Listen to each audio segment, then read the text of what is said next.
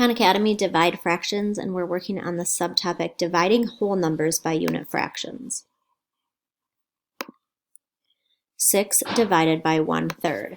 So what we want to think here is if I have 6 candy bars, 1, 2, 3, 4, 5, 6 candy bars, and I split them each into a third.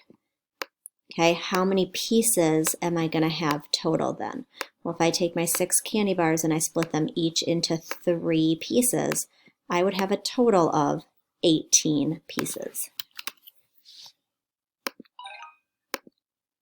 4 divided by 1/7. So if I have my 4 candy bars, ooh, that one got a little bit wild. 1, 2, 3, 4, and I split them each into sevenths. So 1, 2, 3, 4, 5, 6, 7. 1, 2, 3, 4, 5, 6, 7. 1, 2, 3, 4, 5, 6, 7. And 1, 2, 3, 4, 5, 6, 7. How many total pieces is that? 42 pieces, which, yep, oops, sorry, 28 pieces.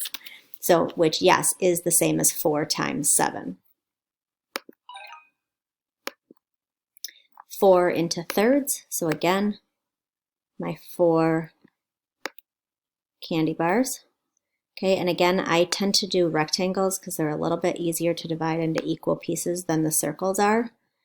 So 4, and if I'm going to split them each into thirds, so split them each into thirds, and think about how many pieces that's going to give me. So as I finish my drawing, see if you can figure out what the answer to this is. Did you figure out that it's 12? I hope so. And last one, 8 divided by 1/4.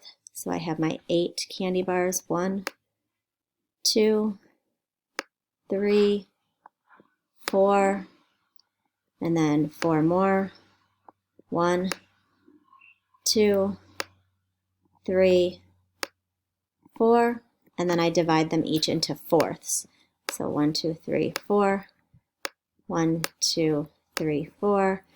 So you can see as I'm finishing these lines, you figure out what is the answer to this division problem.